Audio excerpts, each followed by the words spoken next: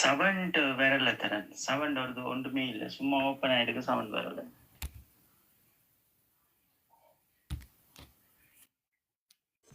வணக்கம் கதிரண்ணா. வணக்கம் வணக்கம். ஓகே ஓகே இப்போ ஓகே ஓகே வணக்கம்.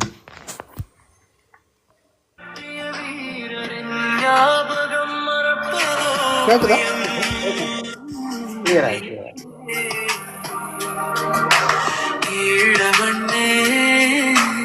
அவர் குணமே அவர் வீரங்களும் செய்த தியாகங்களும் மறப்பதோ எம்மினமே எங்கள் அண்ணனின் காவியமே. அவர் வீரங்களும் செய்த தியாகங்களும் மறப்பதோ எம்மினமே எங்கள் அண்ணனின் காவியமே.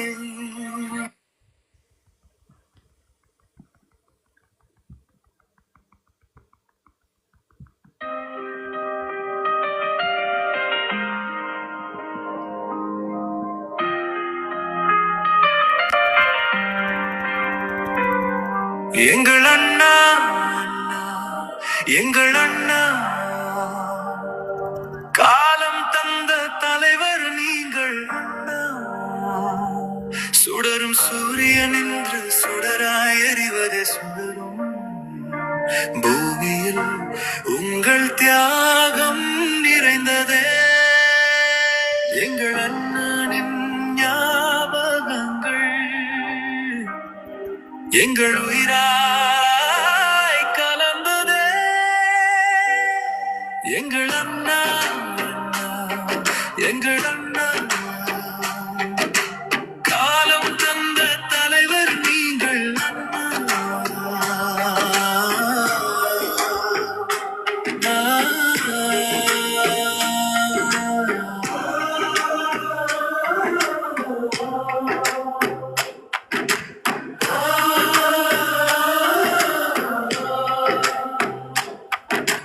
காலங்கள் கடந்தும் ஒரு தேசத்தின் கனவே காற்ற மகனின்றி ஈழ தேசமானது. காலங்கள் கடந்தும் ஒரு தேசத்தின் கனவே காற்ற மகனின்றி ஈழ தேசமானது. எங்கள் அண்ணனின் ஞாபகங்கள் எங்கள் உயிராய் கலந்ததே எங்கள் அண்ணா எங்கள் அண்ணா காலம் தந்த தலைவர் நீங்கள் அண்ணா. சுடரும் சூரியன் என்று சுடராய் எறிவது சுழலும் பூமியில் உங்கள் தியாகம் நிறைந்ததே எங்கள் அண்ணனின் ஞாபகங்கள் எங்கள் உயிராய் கலந்ததே.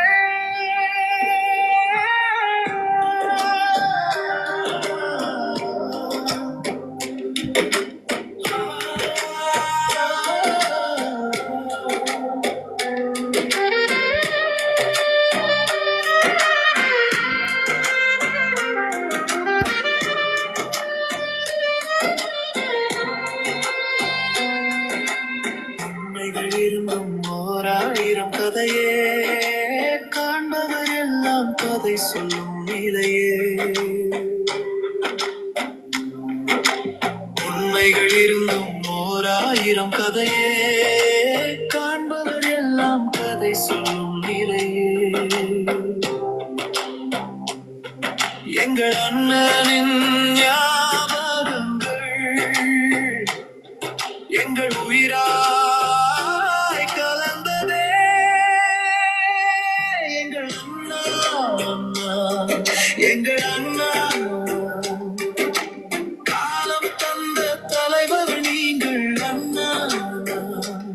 சுடரும் சூரியன் என்று சுடராய் எறிவதே சுடரும் பூமியில் உங்கள் தியாகம் நிறைந்ததே எங்கள் அண்ணனின்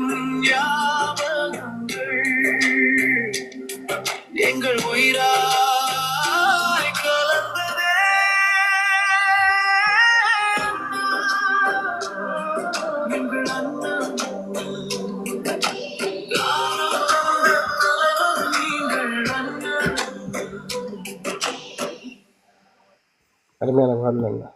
எத்தனையாவது பாட்டு? 17வது பாட்டு. இது நாங்கள் நம்மளா பாடி இருப்போம் இந்த பாட்டு. ஏற்கனவே நாங்கள் ஒரு வருஷத்துக்கு முதல் இதை நாங்கள் வெளியிட்டு இருந்தோம் நாங்கள் அண்ணாக்காக 2 வருஷத்துக்கு முதல். அது நாங்கள் அதுக்கு மியூசிக் போட்டு கொஞ்சம் மிருகூட்டி இருக்கிறோம். நல்ல இதான கவிதை அல்ல, அது இதயத்துல இருந்து அப்படியே துடிக்கிற மாதிரி அது போடணும். என்ன நல்லது ஓடல என்னன்னு தெரியல, உங்களோட விடலன்னு நினைக்கிறேன். உங்களுடையில போட்டீங்க ஏன்னா உங்களுடையில தான் நீங்க வெளியிடணும். அந்த வெளியிட்டு தரன் நேர்மையுடன் தரன் வெளியிடன்றதை மட்டும் இப்பவும் போட மறந்துடாதீங்க, அதை போட்டு விட்டுருங்க. நான் சும்மா கதிரில் போடுறேன், நீங்கள் உங்களோட நேரத்தை பொறுத்து அதில் செய்து விட்டுடுங்க. தரன் என்னென்றால் இப்போ நாங்களும் கருத்தரங்கு செய்யக்குள்ள நீங்கள் ஆடியோக்கள் எடுக்கிறீங்கன்னு சொன்னால் எங்களோட கருத்தரங்கு நாங்கள் ஒரு ஆளுக்கு கதைச்சிட்டு அவருக்கு கொடுக்கக்குள்ள நீங்கள் அதை நிப்பாட்டிட்டு பிறகு புதுசுல இருந்து துவங்குனீங்கன்னு சொன்னால் அந்த ரெக்கார்டிங் அது உங்களுக்கு சுகமாக இருக்கு, வடிவா செய்து கொள்வீங்கன்னு நினைக்கிறேன். கொஞ்சம் அதிலே கவனம் படுத்தீங்கன்னா சரி, ஓகே, அது உங்களுக்கு இலகுவாக இருக்கும். இந்த தேவையில்லாததும் இருந்தானே இப்போ சும்மா அன்புக்காக கதைக்கிறார்கள். சரி, நாங்கள் விடயத்துக்கு போவோம், கருத்தரங்குக்குள்ள போவோம். முதலாவது விடயத்துக்கு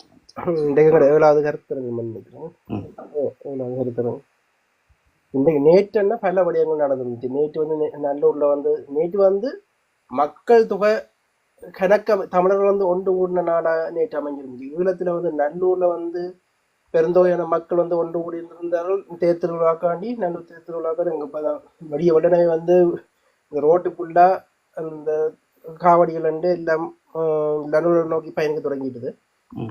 ஒன்னமுறை வடிவம் இது தமிழ்நாட்டுல மதுரையில நடந்துச்சு. மதுரையில டிவிக்கு விஜய் அவர்களின் மாநாடு. அதுல முதல் மாநாடே பெரிய ஒரு தொகையை மக்கள் கூட்டத்தை காட்டியிருந்தார். இந்த 2வது கூட்டத்திலே பெருந்தொகையான இளைஞர்கள் கூட்டம், மக்கள் கூட்டம் பெண்கள் ஆண்கள் 2 பக்கமும் இந்த மற்ற இதுல தனியாக ஆண்களை தான் பார்ப்போம். இந்த விஜய் இதுல கூட பெண்களும் கலந்து கொள்வார்கள் அந்த மாநாட்டுல. அதை பார்க்கக்கூடியதா இருந்துச்சு. இந்த விடயம் ஒரு விடயமா இருக்குது. 2வது விடயமா ரணின் கைதாண்ட ஒரு நாடகம் போய் கொண்டிருக்குது.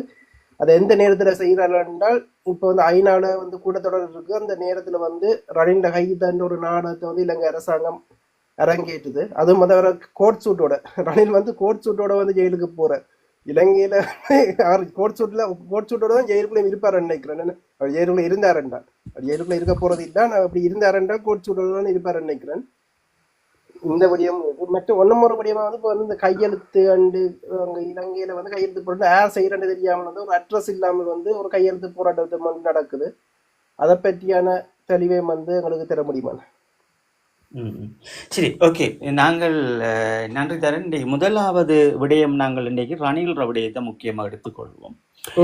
ஏனால் இந்த ரணில்ற விடயத்தை ஊடகங்கள்ல கொண்டு ஈழத்தமிழர்களினுடைய ஒரு மிக பெரும் ஐக்கிய நாடுகள் செப்டம்பரில் இருக்கின்ற கூட்டத்தொடர்களும்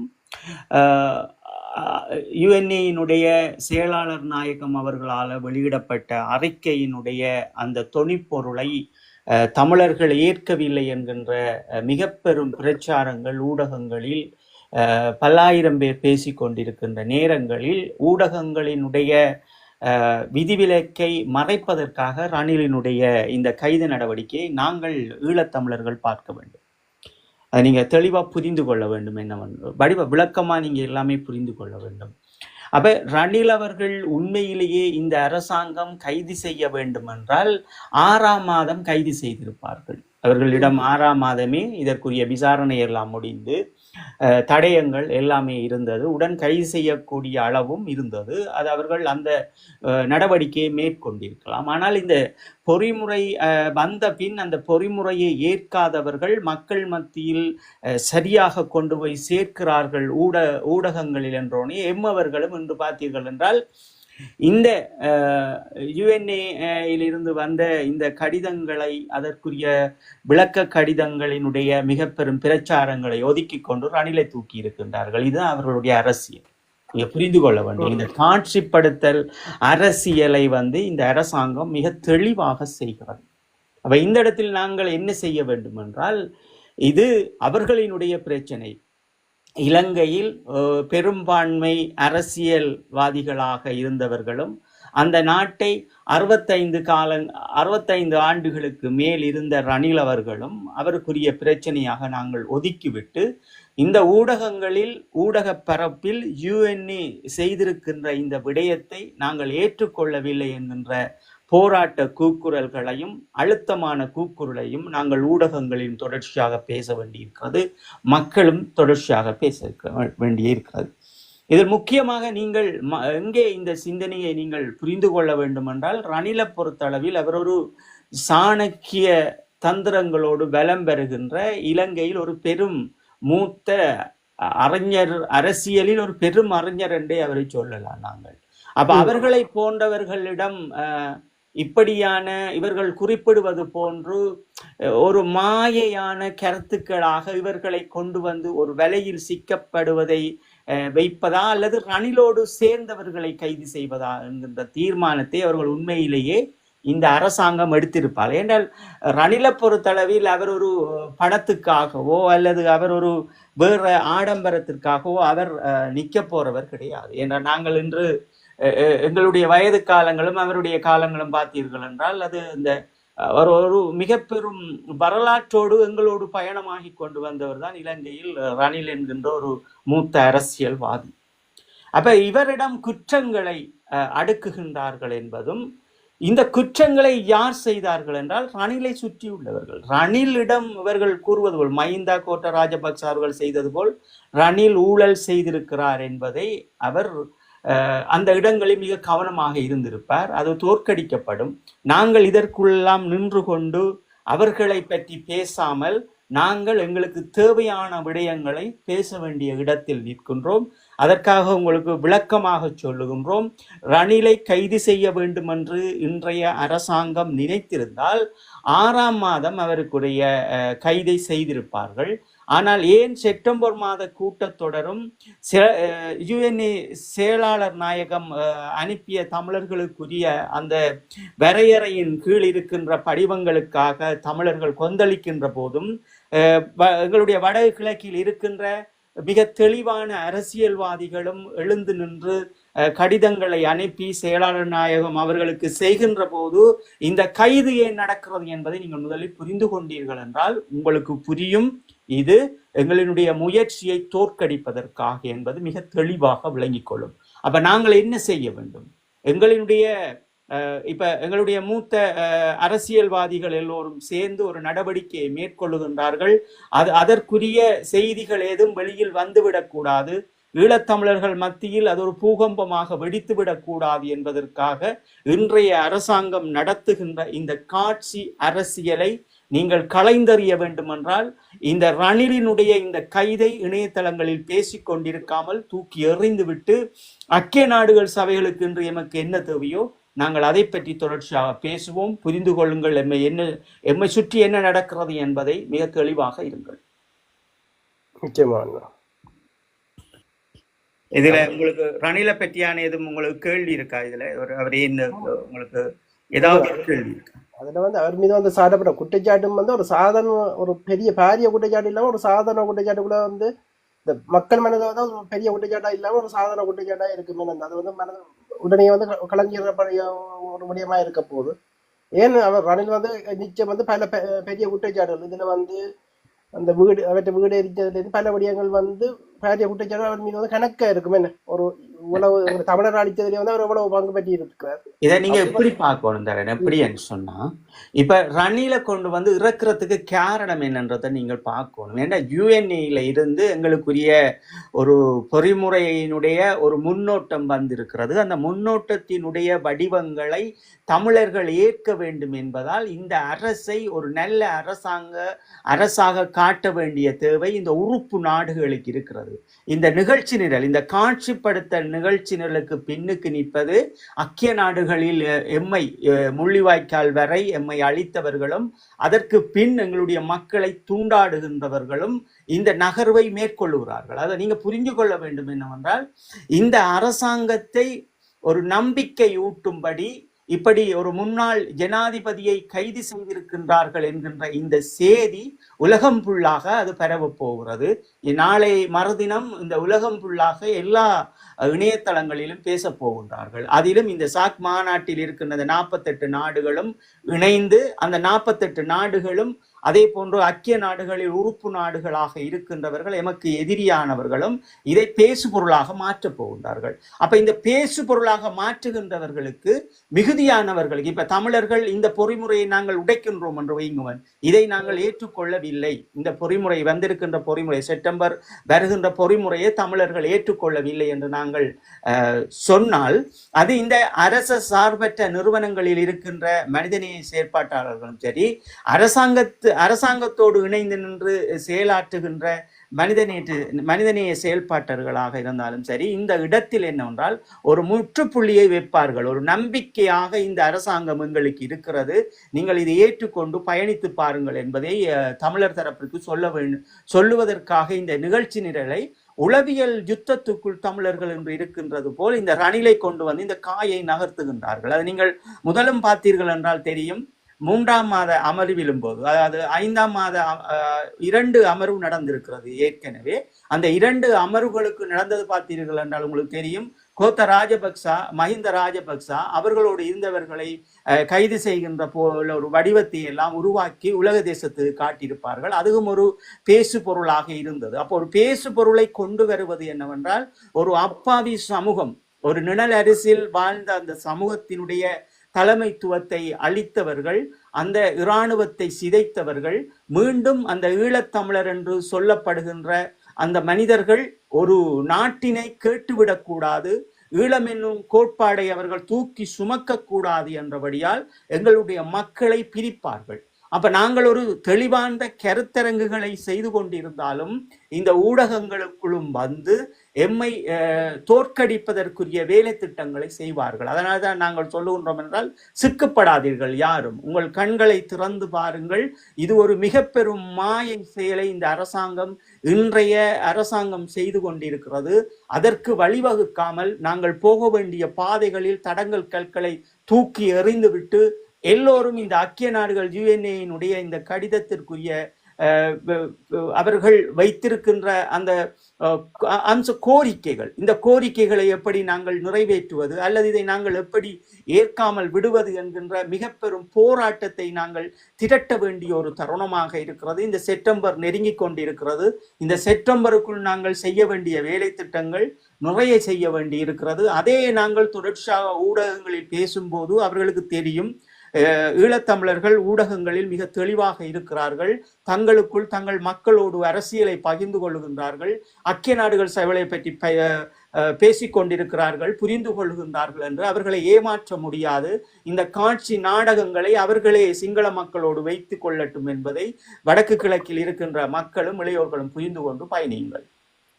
நிச்சயமான இதுல வந்து நான் இந்த தரன் உங்களுக்கு சொன்ன விடயம் உங்களுக்கு விளங்கி இருக்கும் என்று இருக்கிறேன். நீங்க வந்து இப்ப ரணில் அவர்களுடைய கைதும் இந்த உலக தேச பரப்பிலும் நம்பிக்கை எப்படி கொடுக்க போயினம்ன்றதுக்குரிய அந்த அத்திவார கற்களை நீங்க பாக்குறீங்க. விளங்கிட்டு தானே உங்களுக்கு? சரி, அடுத்ததா வந்தோடனே கையெழுத்து இது வந்து ஒன்று நடக்குது ஈழத்துல வந்து, அதை யார் செய்யணும் இதென்ன தெளிவான விளக்கங்கள் கொடுக்கல. 2வது வந்து நாங்கள் பார்க்க வேண்டிய விடயம் வந்து நேற்று நடந்த மாநாடு, தமிழ்நாடு நடந்த மாநாடு. அதுல வந்து ஒரு பெருமளவு கூட்டம் கலந்து கொண்டிருந்துச்சு. அது வந்து ஒரு மாற்று சக்தியா வந்து ஒரு மாறுறதுக்கு சந்தர்ப்பம் தமிழ்நாட்டுல இருக்குன்னு தோன்றுது.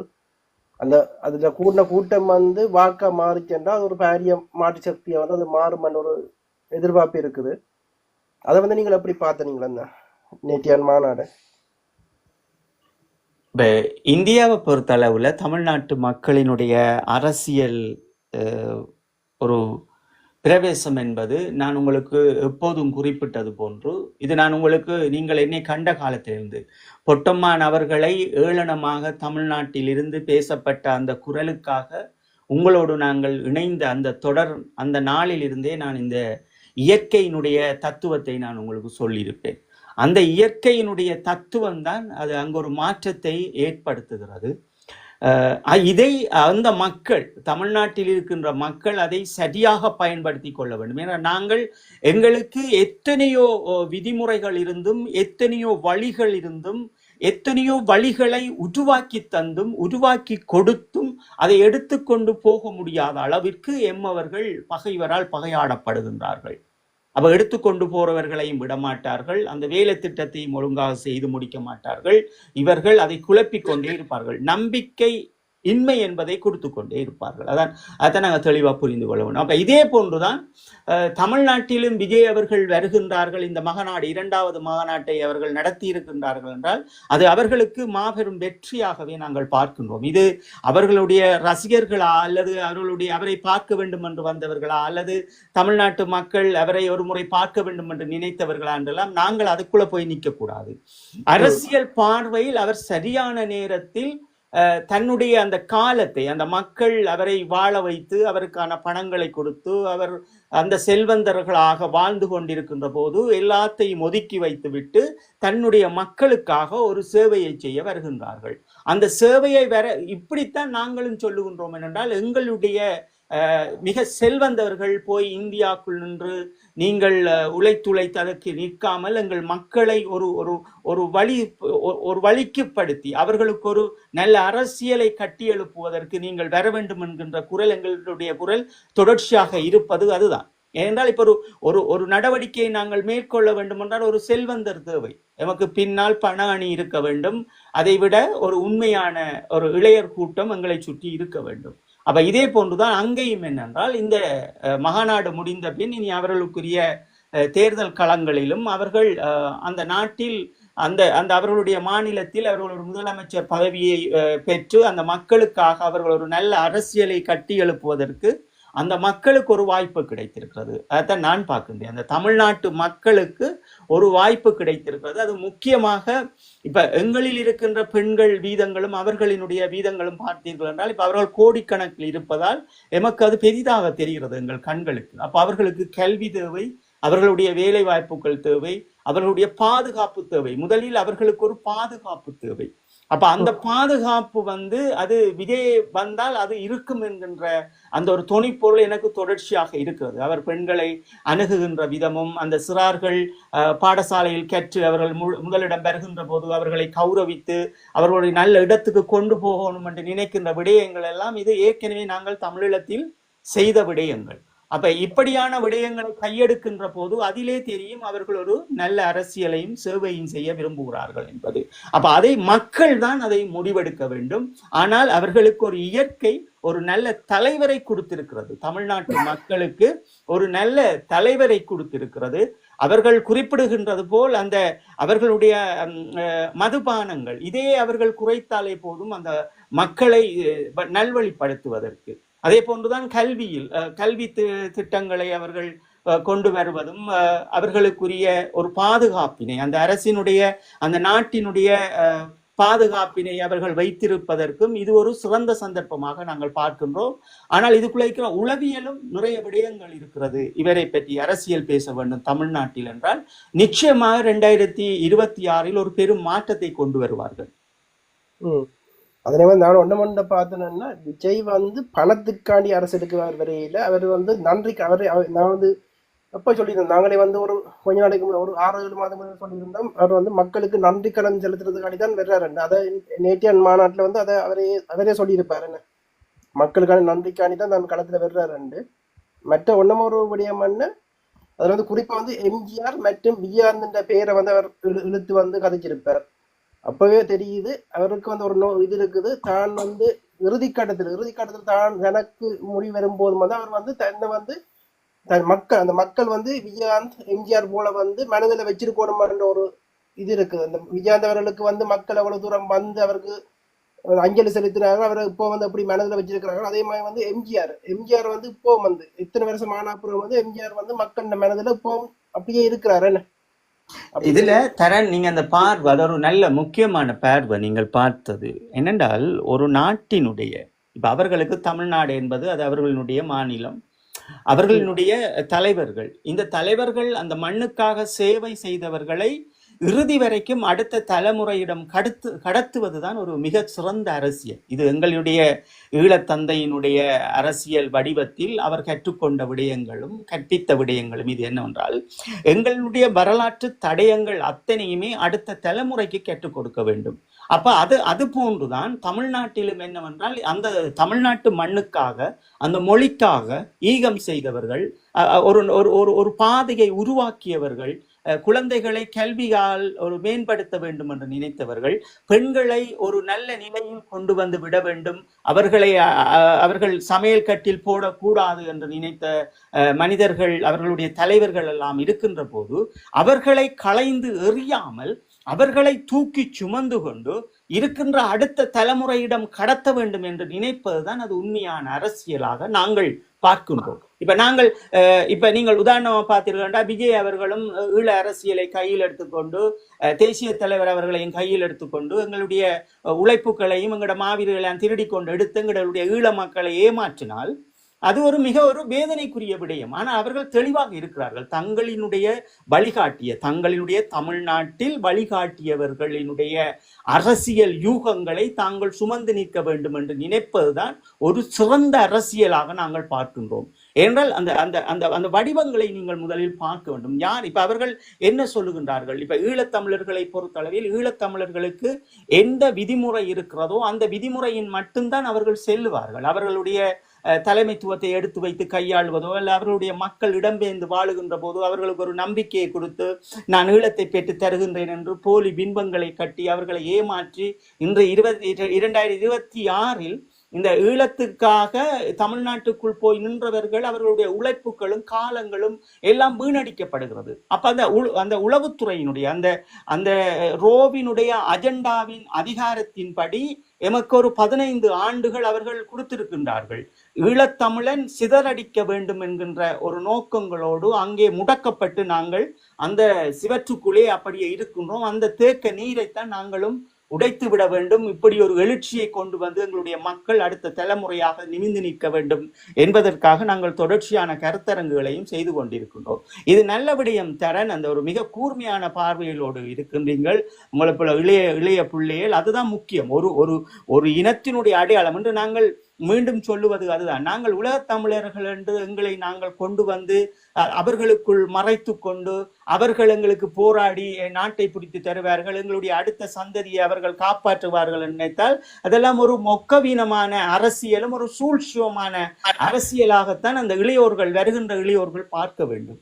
அல்லது எங்களுடைய ஊடகவியலாளர்கள், ஊடகம் நடத்தினர்கள் எல்லாம் இதை பற்றி எங்களுடைய மக்களுக்கு தெளிவுபடுத்தியிருக்க வேண்டும். அப்ப அந்த தெளிவுபடுத்தவில்லை. இந்த வழிகள் இருக்கின்றதால் தான் நாங்களும் தொடர்ச்சியாக பேசுகின்றோம். தமிழ்நாட்டு மக்கள் மிக தெளிவாக உங்களுக்கு ஒரு இயற்கை தந்திருக்கின்ற 2026 ஒரு யுகத்தை, ஒரு அரசியல் என்பது ஒரு அடிப்படை பாமன மகனினுடைய வாழ்வியலோடு கலந்தது. அதை சரியாக செய்வதற்கு உங்களுக்கு ஒரு வாய்ப்பு கிடைத்திருக்கிறது.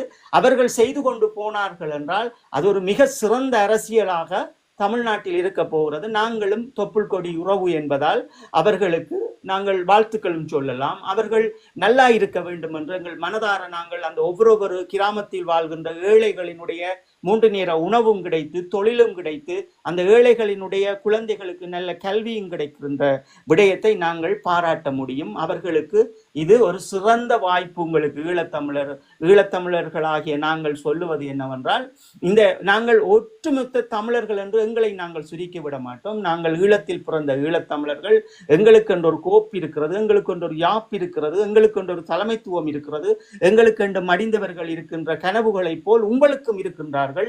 இதே தமிழ்நாட்டுக்காக தீக்குளித்தவர்களும், இதே தமிழ்நாட்டிலுடைய தமிழ் மொழிக்காக ஹிந்தி மொழியோடு நின்று போராடி தங்களை ஈகம் செய்தவர்களும், உங்களுக்கு ஒரு வழிகாட்டியவர்களும் என்ற அடிப்படையில் ஒரு சிறந்த தலைவரை நீங்கள் தேர்ந்தெடுத்து அது உங்களுடைய அரசியலை நீங்கள் கொண்டு வாருங்கள். ஒரு குடும்ப அரசியல் என்பதெல்லாம் இதெல்லாம் அயோக்கியத்தனங்கள். ஒரு குடும்ப அரசியலை கொண்டு வந்து வைப்பது, இந்த குடும்ப அப்பாவுக்கு பிறகு மகன், மகனுக்கு பிறகு பேரன், பேரனுக்கு பிறகு அடுத்த பேரன் என்று கொண்டு வருவதெல்லாம் இது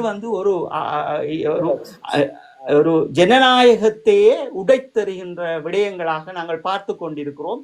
அதுதான் 2 ஆண்டுகளுக்கு முதலும் உங்களுக்கு தெரியும், உலகத்திலே கூட அரபு நாடுகளிலும் கூட பெண்கள் கார் ஓட்டலாம், பெண்கள் வேலைக்கு போகலாம் என்ற ஒரு மாற்றத்தை அவர்களும் புதிய தலைமுறையினர் கொண்டு வந்திருப்பார்கள். அந்த மாற்றத்தை நீங்கள் கண்ணால் கண்டு கொண்டிருக்கிறீர்கள். இங்கே ஒரு ஒரு நிழல் அரசில் வாழ்ந்த ஈழத்தமிழன் மட்டும் எங்கேயோ ஒரு இடத்தில் ஒற்றுமையை உடைத்து உளவுத்துறைகளினால் இந்த இந்த இந்த இந்தியாவினுடைய உளவுத்துறையினால் மிகவும் ஒரு பாதிக்கப்பட்ட மனிதர்களாக, ஒரு பாவப்பட்ட ஜென்மங்களாக எமக்குள் எதை எடுத்து நாம் செய்ய வேண்டும், எது எம்மை சுற்றி நடக்கிறது என்று புரியாமல் நாங்கள் அப்படியே எல்லாரும் கருத்தாளர்களாகவும் அறிவு சார்ந்தவர்களாகவும் எங்களை நாங்கள் நினைத்து கொண்டு அடுத்த தலைமுறையினுடைய வாழ்வை நாங்கள் தோற்கடிக்கின்றோம் என்கின்ற இந்த செய்தியோடு நாங்கள் இந்த தமிழ்நாட்டில் நடந்த இந்த விஜய் அவர்களுடைய 2வது மாநாடு, அது அந்த மக்களுக்கு கிடைக்கப்பெற்ற ஒரு இயற்கை வரம். அதை சரியாக தமிழ்நாட்டு மக்கள் பயன்படுத்துங்கள். உங்கள் எல்லோருக்கும் வாழ்த்துக்கள்.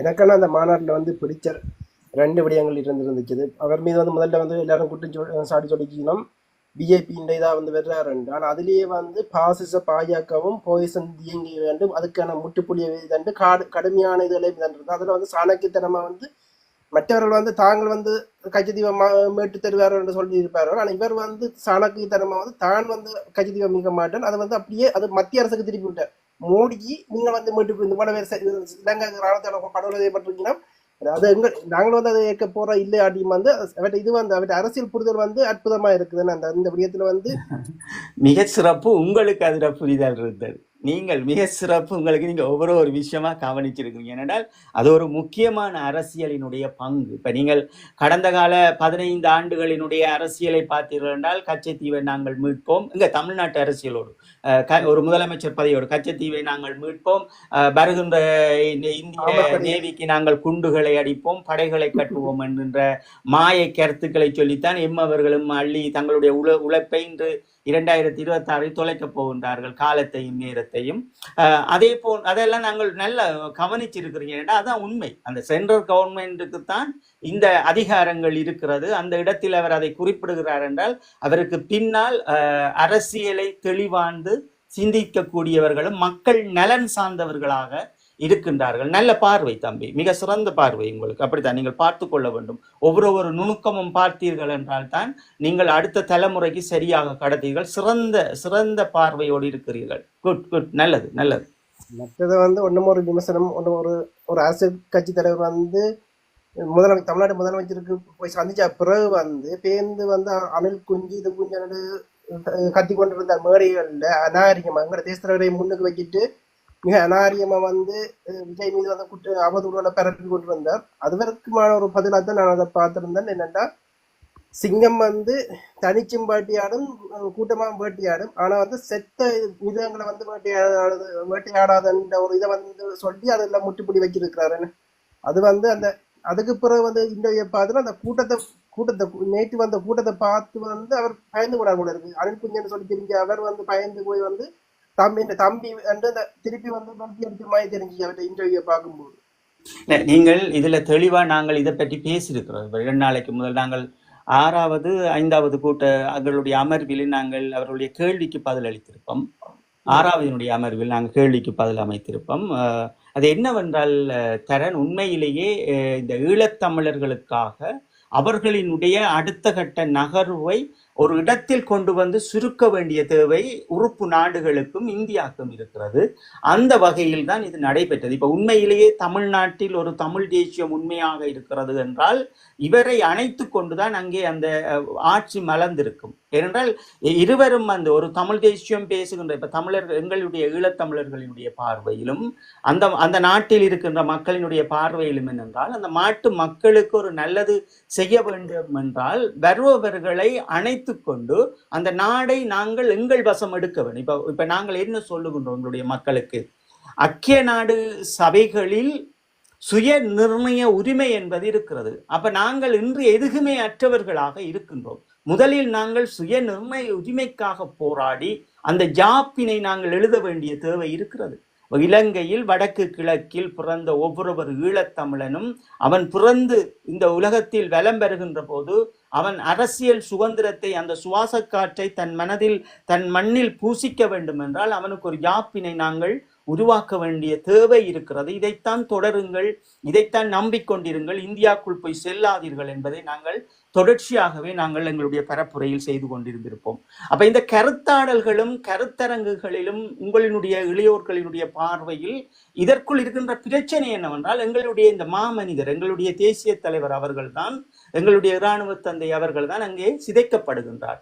அது ஒரு வலியான விடயம். அது என்னென்றால், அந்த ஊடகத்தில் நீங்கள் பார்த்தீர்கள் என்றால், இப்ப விஜயனுடைய கட்சியும் விஜய் தனக்கு பதவியும் ஒரு இவ்வளவு பணத்தை உழைத்து கொடுத்த அந்த மக்களுக்கும் ஒரு நல்ல மனிதன் இறுதியாக தான் இறக்கின்ற போது 50 வயதை கடந்த பிறகு அந்த ஏதாவது நான் என்னுடைய மண்ணுக்கு மக்களுக்கு செய்ய வேண்டும் என்று தன்னை அவன் சிந்தித்து மாற்றிக்கொள்ளுகிறது. அது ஒரு மனிதனின் வருகின்ற இயல்பான விடயங்கள். என்றால் குடும்பம் மனைவிக்கு தேவையானது செய்துட்டு, பிள்ளைகளுக்கு தேவையானது செய்துட்டு, அதற்கு பிறகு தனக்கும் எல்லாம் செய்து திரும்பி பார்க்கின்ற போது இவ்வளவு நன்றி கடன் வைத்திருக்கின்ற அந்த தமிழ்நாட்டுக்கு, அவருடைய ரசிகர்களுக்கு இவர் என்ன செய்ய போகின்றார் என்ற ஒரு மனதில் இருக்கின்ற பிரச்சனையை உருவாக்கப்படும், இயற்கையாகவே உருவாக்கப்படும். அந்த அடிப்படையில் அவர்கள் ஒரு நன்மை செய்வதற்காக போகின்றார்கள் என்றால், இதற்கு முதல் இருக்கின்ற தமிழ் தேசியம், போலி தமிழ் தேசியம் பேசுகின்ற கட்சிகள் அவரை ஏற்றுக்கொண்டு அவையை இணைத்து கொண்டு அவர்கள் ஒரு மிகவும் ஒரு நெருக்கமான ஒரு உறவு முறையை பேணி அந்த நாட்டு மக்களுக்கு, எங்களுடைய தமிழ் மக்கள், இதுதான் என்னுடைய குறிக்கோள். இப்ப எங்களுடைய ஈழத்தமிழர்கள், எங்களுடைய தமிழ்நாட்டு தமிழர்கள் என்றால் இதுதான், நீங்கள் நல்லா இருக்க வேண்டும், உங்களுடைய பிள்ளைகள் கல்வியை கேட்க வேண்டும், நீங்கள் 3 நேரம் சாப்பிட வேண்டும், உங்களுக்கு எல்லாமே கிடைக்க வேண்டும், இந்த பார்வைதான் இருக்கிறது. அப்ப அதை நாங்கள் எப்போதும் சொல்லுவது என்னவென்றால், நாங்கள் எதையும் திருடக்கூடாது. யாருடைய தியாகங்களும் யாருடைய தலைவர்களையும் நாங்கள் திருடிக்கொண்டு அதற்கு குளிர் காயக்கூடாது. அப்ப இவர்கள் இணைந்திருப்பார்கள். அந்த தேசியம் பேசுகின்ற கட்சிகள் விஜயோடு இணைந்து அந்த மக்களுக்கு நன்மை செய்வார். பார்த்தீர்கள், அவர்களுக்கு அந்த குறிக்கோளே கிடையாது. அவர்களுடைய வியாபார பொருள் என்பதால் தான் அந்த ஒரு வார்த்தை விட்டது. அது எங்களுடைய ஈழத்தமிழர்களுக்கு வலிக்கவில்லை. என்னென்றால், இந்த இப்ப விஜயினுடைய ஒரு புது கட்சி, அவர் ஏதோ செய்த மக்களுக்காக நன்மை செய்ய வருகிறார், பிள்ளைகளை படிப்பிக்கிறார். அப்படி வருகின்ற போது அந்த இடத்தில் எங்களுடைய மாமனிதரை கொண்டு வைத்து அடிக்கும் போதுதான் எனக்கெல்லாம் அவ்வளவு வேதனையாக இருக்கிறது. இந்த களமுனை செத்தே இருக்கலாம் என்றது போல். அப்ப எங்களுடைய மண்ணில் இருக்கின்ற மக்கள் எப்போதுதான் எங்களுடைய மாமனிதரை புரிந்து கொள்ள போகின்றார்கள் என்ற வழியில் தான் தரன் இந்த பாடல் கூட நான் உடனே அதற்குரிய மியூசிக்களை இது பண்ணி அதை வெளியிட்டிருப்பேன். ஏன்னா எனக்குள்ள அவ்வளவு வலிச்சது. நேற்றிரவு அந்த பாட்டை நான் வெளியிடுவதற்கு காரணம் என்னவென்றால், எங்களுடைய மாமனிதர் எல்லா இடமும் சிதறடிக்கின்றார்கள் என்ற வலி. அப்ப அந்த வலிக்கு ஒரு இயற்கை எங்களோடு நிற்க வேண்டும் என்று நான் தொடர்ச்சியாக பேசுவது போல், இயற்கையை எங்களோடு இணைந்து நில்லுங்கள். எங்களுடைய மாமனிதருடைய கௌரவங்களை நாங்கள் காக்க வேண்டியது எங்களுடைய கடமை. அடுத்த தலைமுறைக்கு சொல்லிக் கொடுக்க வேண்டியது எங்களுடைய கடமை. எங்கள் மண்ணில் மடிந்தவர்களினுடைய உயிர்களும் கௌரவங்களும் நாங்கள் கொடுக்க வேண்டிய கடமை. அதற்காக இவர்கள் எங்கேயோ ஒரு தேசத்தில் கொண்டு வந்து எங்களுடைய மாமனிதரை சிதைக்கின்றார்களே, இயற்கையை நீயாவது வழிகாட்டு என்று நாங்கள் தொடர்ச்சியாக கூக்குரல் இடுவதும், எங்கள் வாழ்வியலை, எங்கள் மண்ணில் எங்கள் பொட்டம்மான் போன்றவர்கள் எதுக்குமே அனுபவிக்காதபடி அந்த மண்ணோடே நின்று, அந்த மண்ணோடே தன் உயிரை தந்தவர்களினுடைய அந்த தியாகங்களை அவர்கள் கொச்சையாக பேசும்போது, இந்த ஈழத்தில் பிறந்ததில் ஒரு 3 பேர் நாங்கள் தட்டி கேட்டிருப்போம். ஆனால் மிகுதியானவர்கள் எல்லாம் அமைதியாக இருந்துவிட்டு இன்று அவர்களுக்கு புத்தகங்கள் எழுதுவதும் அவர்களுக்கு கதை சொல்லுவதும் அவர்களுக்காக இது நடத்துகின்ற போதுதான் எமக்கு புரிகிறது, இந்த இனம் எவ்வளவுக்கு ஒரு மானுடர்கள் இப்படி இருக்கின்றார்களே, நய வஞ்சகர்களாக எம்மோடு வந்தே வாதாடுகின்றார்களே என்கின்ற வலிகளை எல்லாம் நாங்கள் சுமந்து நின்றோம். ஆனால் பேசுவது எங்களுடைய மக்கள் என்றபடியால் நாங்கள் கடந்து சென்றிருப்போம். ஏனென்றால் அவர்கள், எங்களுடைய மக்கள் புரிந்து கொள்வார்கள். எங்களுடைய பொட்டம்மானை யாரோ ஒருவர் விமர்சிக்கும் போது அந்த இடத்தில் அதை தட்டி கேட்பார்கள், இனியாவது அவர்கள் செய்யட்டும் என்று நாங்கள் சொல்லியிருப்போம். ஆனால் அப்படி ஒரு குரல் இந்தியாவில் இருந்து வருகின்ற போது எங்களுடைய பொட்டம்மான் அவர்களுடைய வலிகளை புரிந்து கொள்ளாமல் மௌனமாக்கப்பட்டார்கள். ஆனால் நாங்கள், எங்களுடைய சகோதரி ஆனந்தி அக்கா அவர்களும் நீங்களும் நானும் ஒரு பெரும் வேலை திட்டத்தை அந்த நாளிலேயே, எம்மை நீங்கள் எதிரியாக நினைத்தாலும் பிரச்சனை இல்லை, எங்களுடைய பொட்டம்மான் அவர்களை கௌரவிக்க வேண்டியது எங்களுடைய கடமை என்று நாங்கள் இறங்கியிருப்போம். அதைத்தான் நாங்கள் சொல்லுகின்றோம். என்னவென்றால், எல்லாத்தையும் நீங்கள் புரிந்து கொள்ள வேண்டும். எமக்காக மடிந்தவர்களை நாங்கள் தூக்கி சுமக்க வேண்டிய அந்த வழியில் இருந்து நாங்கள் பிரிந்து விடக்கூடாது. அதான் நாங்கள் சொல்லுவது என்னவென்றால், எங்களுடைய மேதகு அவர்களினுடைய அந்த இலட்சியம், அந்த ஈழக் கோட்பாடை நாங்கள் தூக்கி சுமக்க வேண்டும். யாருக்காகவும் விட்டுவிடக்கூடாது. எங்கேயெல்லாம் எங்களுடைய மாமனிதரை சிதைக்க நினைக்கிறார்களோ அங்கே நாங்கள் தட்டி கேட்பது அது எங்களுடைய கடமை. நாங்கள் உயிரோடு இருக்கும் வரைக்கும் அதைத்தான் நாங்கள் இளையோர்களுக்கு கற்பிக்க வேண்டும் என்பதாலே தான் நாங்களும் தமிழ்நாட்டில் தலைமுறை இதை சொல்லியிருப்போம். இவர்கள் விஜயினுடைய கட்சியோடு நாங்கள் புலி என்று தேச தலைவரின் படத்தை வைத்துக் கொண்டு கேட்கும் போதுதான் என் இதயமே வெடித்தறிந்தது. அவர்கள் இந்த மண்ணுக்காக செய்ய வருகின்ற சேவைக்கும் எங்களுடைய மாமனிதரை கொண்டு வந்து நிறுத்துகின்ற போதுதான் அந்த வழியில் இருந்து இந்த பாடலும் பிறக்கப்பெற்றிருக்கும். தரன், தொடருங்கள். ஆமாண்ணா, இப்படி வந்து எங்கள் தேசத்தோட வந்து நாங்கள் பார்த்து வளர்ந்த நாங்கள் அவற்றை ஒழுக்கம், அவன் போராடி என்ற ஒழுக்கம் எப்படி என்று எங்களுக்கு வடிவா உள்வாங்கின வடிவத்தான் நாங்கள் இந்த அமைப்புகளோடு வந்து நாங்கள் பயணிச்சினாங்க. ஒரு இங்கே வெளிநாட்டு புலம்பெயர் வந்து ஒரு பொறுப்பாளர் ரீதியில் வந்து பயணிச்சினாங்க. ஆனால் ஒருத்தர் வந்து ஒரு ஒழுக்கமே இல்லாதவர்களை வந்து எப்படி என்ன எங்களோட மக்கள் நம்பி இலவுல நம்பி வந்து தலையில தூக்கி வச்சு கொண்டு இதன்றாங்க. அதுவும் வந்து இப்போ வந்து நீங்கள் சரியான ஒரு பாயிண்ட் சொல்லியிருந்தீங்க. பொட்டமனையை வந்து ஒரு மேல இந்த நபர் வந்து திட்டும் போது நாங்கள் 3 பேர் தான் ஈழத்தமிழர் ரீதி வந்து குரல் கொடுத்திருப்போம். என்ன ஆனா இவர்கள் வந்து நாங்கள் வந்து அந்த இந்த புலனாய்வுத்துறையில தாங்கள் இருந்தோம் என்று சொல்லி அடிச்சு விட்டு கொண்டு இருக்கிறார்கள். அது பொய் என்ன வடிவா தெரியும். இவர்கள் வந்து அதுக்குள்ள இருக்கலன்னு தெரியுது. அப்படியே இவர்கள் ஆனா இருந்தவர்களும் என்னன்னு சொன்னா நாங்கள் இருக்கல் என்று நாங்கள் சொல்ல முடியாது. இந்த போராளிகள் நிறைய பேர் வந்து பொட்டமான பிள்ளைகள் நிறைய பேர் இந்த இணையதளங்கள்ல வந்து பயணிக்கணும். அவர்களை பார்க்க தெரியும். இப்ப கிழக்கு மாநிலத்துல இருந்த பிள்ளைகள் எல்லாம் வந்து நிறைய பேர் இருக்கணும். எங்களுக்கு இப்ப நாங்கள் அதுக்குள்ள வந்து நின்றபடியால் கிழக்கு மாநில பிள்ளைகள் வந்து பொட்டமானவர்களிடம் கல்வியை கேட்டு போக வேண்டும் என்றால் அவர்களுக்கு சாப்பாடு ஒழுங்கு தங்குமிட ஒழுங்கெல்லாம் நாங்கள் செய்து கொடுத்து யாழ்ப்பாணத்தில் அந்த காலம் அதை நடத்தியபடியால் இன்றைக்கு நிறைய பிள்ளைகளை நாங்களும் ஊடகங்களில் பார்த்து கொண்டிருக்கிறோம். அது வேற பிரச்சனை. தரன் என்னென்றால் அந்த இவர்களுக்கு இந்த அன்றே அதை தட்டி கேட்டிருந்தார்கள் என்றால் இன்று அவர்கள் பொட்டம்மானை எடுத்து வணக்கம் செய்வதற்கும் புத்தகங்களை எழுதுவதற்கு இவர்கள் அருகதையானவர்களாக இருப்பார்கள். அவ்வளவு விமர்சனங்கள். அது ஒரு இதை சார்ந்த அளவிற்கு எங்களுடைய அந்த மாமனிதரை பற்றி பேசும்போது கொதிக்காத ரத்தம் இவர்களுக்கு. கதிர் அவர்கள் மக்கள் புலனாய்வு செய்கின்ற குட்டி அண்ணா அவர்கள் என்று சொல்லுகின்ற போது இவர்களுக்கு வலிக்குது என்றால் அப்ப நாங்கள் புரிந்து கொள்ள வேண்டும். நான் குறிப்பிட்ட விடயம் என்ன, அதுலயும் வந்து அந்த வழியிலேயும் வந்து ஒரு குப்பி அண்ணா மீது வந்து அவதூறு பேசிக்கொண்டல அவர் வந்து இதுல வந்து எங்களுக்கு ஏறி வந்து கதைச்சிருந்திருப்பார். சரி, அப்ப அப்படித்தான். அப்ப நாங்கள் எங்களுக்கு இது நாங்கள் தேவையல்ல, நாங்கள் அடுத்த தடவை கடந்து போவோம். அதான் எங்களுடைய வழிகளை எல்லோரும் புரிந்து கொண்டார்கள் என்றால் எந்த பிரச்சனையும் அல்ல. எங்களுடைய அடுத்த தலைமுறைக்காகத்தான் நாங்கள் பேசிக்கொண்டிருக்கின்றோம். எங்கள் அடுத்த தலைமுறைக்காகத்தான் நாங்கள் எங்களினுடைய ஒரு பயணம் சரியாக இருக்க வேண்டும். அந்த மாமனிதரினுடைய தியாகங்களை நாங்கள் இறுக்கி பெற்றிக் கொள்ள வேண்டும் என்பதற்காக தொடர்ச்சியாகவும் நாங்கள் கருத்தரங்குகளை செய்கின்றோம். தொடருங்கள் தரன், வேற விடயத்துக்குள் செல்வோம். இதுல வந்து அடுத்தது வந்து நேற்று நீங்க வந்து அனந்தியக்கான்ற பேரை சொன்னபடியே தான் எனக்கு நேற்று ஞாபகம் வந்துச்சு. அனந்தியக்கா எங்களோட பொது வேட்பாளர் வந்து அரியநேந்திரன் ஐயா போன்றவர் வந்து நேற்று யாழ்ப்பாணத்துல பத்திரிகை மாநாடு கூட்டி ஐநா செயலாளர்களுக்கு வந்து அவர் வந்து கடிதம் அனுப்பி இருக்கிறார்கள். இந்த இது வந்து ஏற்க முடியாத ரீதியில வந்து கடிதம் அனுப்பி இருக்கிறார்கள். அதுவும் வந்து நான் பார்க்கிறேன். அது வந்து ஒரு நல்லபடியாக நான் பார்க்கிறேன். அது இவ்வளவு இதண்டும் அவர்கள் வந்து இப்போ வந்து தளராம நிற்கிறது வந்து நான் ஒரு பாராட்டக்கூடிய ஒரு விடயமா பார்க்கிறேன்.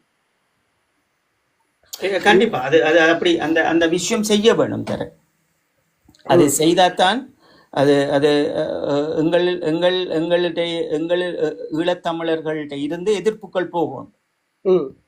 அப்ப எதிர்ப்புகள் போனால் தான் தரன் அது நல்ல மேண்டா. இப்ப அவங்க வந்து அவங்களோட கடித தலைப்புல வந்து இப்ப நாடாளுமன்ற உறுப்பினர்கள் அடிப்படையில NHRI என்கின்ற ஒரு பதார்த்தத்தின் கீழ் வந்து அவர்கள் எழுதினால் வந்து அது நாடாளுமன்ற உறுப்பினர்களுக்குரிய தகமைதான். அது அப்ப அந்த நாடாளுமன்ற உறுப்பினருக்குரிய தகமையோட வந்து அந்த கடிதங்களை அனுப்பக்குள்ள வந்து நாங்கள் ஒத்துழைப்பாக இருக்க வேண்டும். இப்ப ஈழத்தமிழர்கள் வந்து இதுக்கு சமமாக நடந்து கொள்ளணும். இப்ப அவர்கள் மட்டும் அனுப்புறது மட்டும் முக்கியம் அல்ல, அவர்கள் தான் அனுப்ப வேண்டும் அல்ல. அதை நாங்கள் சொல்லியிருப்போம்.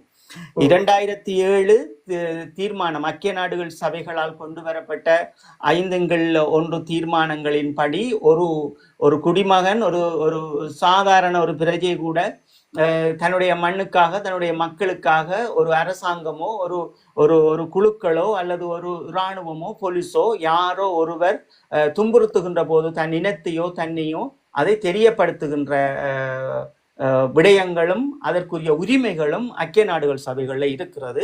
அவர்கள் மிக இப்ப எங்களுடைய ஆனந்தி அக்கா போன்றவர்களை பார்த்தீர்கள் என்றால் அவர்கள் தொடர்ச்சியாக ஐக்கிய நாடுகள் சபைகளுக்குள் வந்து கொண்டிருப்பவர்கள், அவருடைய சாட்சியங்களோடு இருப்பவர்கள். அதே போன்றுதான் பொது வேட்பாளர் ஐயா அரியநேந்திரம் அவர்களும் ஒரு முக்கியமான பங்கோடு வடக்கு கிழக்கில் இன்று அவர் வலம் பெற வேண்டியவர். என்றால் அவருக்கு ஒரு சாதாரண ஒரு பாராளுமன்ற உறுப்பினரை விட அவருக்கு கிடைத்த வாக்குகள் அதிகம். அதை நாங்கள் புரிந்து கொள்ள வேண்டும். அவர் 2 லட்சத்துக்கு மேற்பட்ட வாக்குகளை பெற்றிருக்கிறார் என்றால் அவருக்குரிய கௌரவமும் அவருக்குரிய ஒரு தகமையும் இருக்கிறது.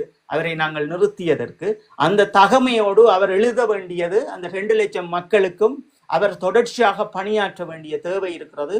மிக ஒரு தக்க தருணத்தில் அவர்கள் எல்லாம் கடிதங்களை எழுதி அனுப்பியிருக்கிறார்கள் என்றால் அது எங்களுடைய அடுத்த செப்டம்பர் வருகின்ற தீர்மானமாக இருந்தாலும் சரி, அதுக்கு பிறகு நடைபெறுகின்ற விடயங்களாக இருந்தாலும் சரி, நாங்கள் ஓட வேண்டும். ஈழத்தமிழர்கள் நாங்கள் தேங்கி நிற்காமல், இன்று ரணிலை கொண்டு இந்த கைதை வச்சு எங்களை தேங்க பண்ணுவார்கள், நாங்கள் தேங்கிக் கொள்ளக்கூடாது. அதையெல்லாம் கலைந்தறிந்து விட்டு அவர்கள் சிங்களவர்கள் என்னவாவது செய்யட்டும், அடிபடட்டும் என்று சொல்லிக்கொண்டு நாங்கள் ஓட வேண்டும். எங்களுடைய பிரச்சனை பற்றியே நாங்கள் தொடர்ச்சியாக ஈழத்தமிழர்கள் பேச வேண்டும். எங்களினுடைய அடுத்த கட்டம் எப்படி நகரப்போகிறது என்று ஒவ்வொரு ஐக்கிய நாடுகள் சபைகளுக்குள்ளும் வேலை செய்கின்ற உறுப்பினர்களோடும் அந்த அமைப்பு சார்ந்தவர்களோடும் நாங்கள் உரையாட வேண்டிய தேவை இருக்கிறது என்பதால் இளைய சமூகம் நீங்கள் அவர்களோடு தொடர்பு கொண்டு என்னென்ன வேலை திட்டங்கள் செய்யலாம் என்கின்ற பதார்த்தத்தை நீங்கள் உருவாக்கி கொள்ளுங்கள். நிச்சயமாக இந்த இதுதான் இதுல மற்றதான ஒன்றும் ஒரு விடயமா இப்போ பேசப்பொருளாக இருக்குது. டிக்டாக் தளங்கள்ல பேசப்பொருளாக இருக்கிற விடயமும் பாருங்க ஒரு நிமிஷம். இப்போ டிக்டாக் தளங்கள் எதை பேசப்படுறதுன்னா அந்த கையெழுத்து போடுற விடயம் யாரும் 26, 27, 28 இது அந்த டேட்டில் கையெழுத்து போராட்டம் இதை நடத்தினோம்ட்டு. ஆனால் அதை செய்கிறாக்கள் யாருன்னு பார்த்தால் ஒருத்தர் இது இங்கே மேலாளர் பதவி இயக்கத்திலே இல்லாத மேலாளர் பதவி ஒரு ஆளு கொடுத்தான்னு சொல்லி திரிபவர்களும் மற்ற பக்கத்தில் சொல்றாங்க. நீங்க சொன்ன அந்த புலனாய்வுத்துறையில இருந்த போராளிகள் இருக்கிறான்னு சொல்லி அதுல இருக்கிற ஒரு போராளி என்ன சொல்லியிருந்தார், இவர்கள் தாயக அரசு துறை இலங்கை அரசாங்கத்துக்கு வேறு செய்கிறார்கள் என்று சொல்லியிருந்தார் ஒரு டிக்டாக் தளத்துல. இப்படி ஒரு குழப்பமா இருக்கு இந்த கையெழுத்து இதை பற்றி நீங்க ஏதாவது கேள்விப்பட்டிருக்கீங்களா? இதுல நாங்கள் கேள்விப்பட வேண்டிய விஷயம் இல்லை. இப்ப நாங்கள் ஐக்கிய நாடுகள் சபைகளுக்குள்ள ஒரு சாட்சியங்களாக நாங்கள் குடும்பமாக இருக்கிறதாலும் போராளிகளாக நாங்கள் தொடர்ச்சியாக இருப்பதாலும் உங்களுக்கு அதற்குள் இருக்கின்ற விடயங்களை நாங்கள் பேசிக்கொள்ளலாம். இப்ப இந்த தீர்மானங்கள் வருகிறது. இந்த தீர்மானங்களுக்கு கையெழுத்து என்கின்ற இந்த ஒரு போராட்டம் அது எந்த வடிவத்தில் இது யாருக்கு அனுப்ப போகின்றார்கள் என்பதைத்தான் கையெழுத்து வைப்பவர்கள் பேச வேண்டும். முதலில் இது யாருக்கு செல்ல போகின்றது, அதாவது கடிதங்களூடாக அனுப்ப போகின்றார்களா, நேரடியாக சமர்ப்பிக்க போகின்றார்களா, அல்லது செப்டம்பர் மாத கூட்டத்தொடரில் நேரடியாக கொடுக்க போகின்றார்களா என்ற பல விதிமுறைகள் இருக்கிறது. அப்ப முதலில் நாங்க பார்க்க வேண்டிய விடயம் என்னென்றால் இது யாருக்காக இதை செய்கின்றார்கள், இது இந்த பொறிமுறைக்காக செயலாளர் நாயகம் அவர்களிடம் கையளிப்பதற்கு இவர்கள் யாரோடு சேர்ந்து இதை பயணிக்கின்றார்கள், தன்னிச்சையாகவே அனுப்புகின்றார்களா, ஒவ்வொரு ஈழத்தமிழர்களும் அனுப்பிவிடுங்கள் என்று சொல்லுகின்றார்களா, அல்லது இதை வேண்டிக் கொண்டு அவர்கள் கொடுக்க போகின்றார்கள் என்றால் அது யார் கொண்டு போய் கொடுக்க போகின்றார்கள் என்பதை நீங்கள் முதலில் தேட வேண்டிய தேவை இருக்கிறது. இப்ப ஐக்கிய நாடுகள் இப்ப உதாரணமா நாங்கள் சொல்றோம் என்ன, இப்ப நாடு கடந்த அரசாங்கம் இருக்குது, இங்கால ஐயா மையதாஸ் அவர்கள் இருக்கின்றார்கள். இப்படி நீங்கள் யாரோடு கொடுக்க போகின்றீர்கள், இல்ல அதாவது அரசு சார்பற்ற நிறுவனங்களோடு வேலை செய்யும் நீங்கள் அந்த நிறுவனங்களோட கையளிக்க போகின்றீர்களா என்கின்ற பதம் எல்லாம் இருக்கிறது. அப்ப அதை நீங்க தெளிவா விளங்கி கொண்டீங்கன்னு சொன்னா அது அப்படியே நீங்கள் அனுப்புவதில் ஒன்றுமல்ல, ஒரு எதிர்ப்பாக அனுப்புகின்றோம். வந்திருக்கின்ற இந்த நடைமுறைக்கு செயலாளர் நாயகம் அவர்கள் கொண்டு வந்த இந்த முன்னோட்டத்திற்கு, இதுக்கு பேர் முன்னோட்டம் தான், இந்த முன்னோட்டத்தை நாங்கள் எதிர்க்கின்றோம் என்று அது கொடுப்பதற்கு எல்லாருக்கும் உரிமை இருக்கிறது. ஈழத்தமிழருக்கு எல்லாருக்கும் உரிமை இருக்கிறது, ஈழத்தில் பிறந்த எல்லோருக்கும் அந்த உரிமை இருக்கிறது. நாங்கள் உங்களை நம்பியே இத்தனை ஆண்டுகளை நாங்கள் கடத்தி இருக்கின்றோம், இனியும் நாங்கள் கடத்த முடியாது. உள்ளக விசாரணை என்பதையும் நாங்கள் ஏற்றுக்கொள்ள முடியாது. நீங்கள் ரணிலை வேண்டுமானாலும் கைது செய்யுங்கள், அல்லது மஹிந்த ராஜபக்ச வேண்டுமானாலும் கைது செய்யுங்கள், அது அவர்களினுடைய பிரச்சனை. அவர்களே அந்த நாட்டை ஆண்டவர்கள், அவர்களே அந்த நாட்டை விட்டு வெளியில் சுற்றுலா சென்றவர்கள், அவர்களே வீடு வாசல் கட்டியவர்கள் என்ற வரலாற்றை நாங்கள் அவர்களுக்கு விளக்கமாக சொல்ல முடியும். இதையெல்லாம் சொல்லி எங்களுடைய அடுத்த கட்டத்தை மூடி மறைப்பதற்கு அல்லது ஒரு பிரச்சாரங்களை செய்யாமல் விடுவதற்கு இந்த ரணிலுடைய கைதை நாங்கள் எடுத்துக்கொள்வோம் என்கின்ற ஒரு மாயை குளங்களை தள்ள வெளிக்கிடுவார்கள். நாங்கள் தள்ளாமல் யார் உங்களிடம் இந்த கையெழுத்துக்களை கேட்கின்றார்களோ அவர்களை ஏற்றி மிக விளக்கமாக கேளுங்கள். செய்ய வேண்டும், செய்து கொண்டே இருக்க வேண்டும். கையெழுத்து போராட்டம் செய்ய வேண்டும், சங்கிலி கோர்வை போராட்டம் செய்ய வேண்டும், அழுத்தங்களை கொடுக்க வேண்டும், அல்லது நீங்களே நேரடியாக அனுப்ப முடியும். வணக்கம் வணக்கம் கதிரன் வணக்கம். வணக்கம் வணக்கம். எப்படி சும்மா இருக்கிறீங்க? தூங்குற இல்லையா நீங்கள்?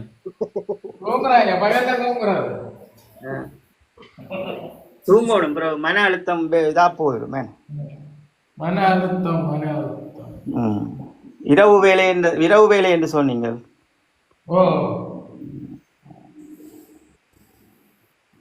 நிச்சயமான இதுல வந்து பகல்ல தோட்டம் கொத்துறது. உங்களுக்கும் ஏந்தன் படையணி படியங்கள் எல்லோரும் பழக்கம் அப்போ உங்களுக்கும்? ஓகே, நல்லது.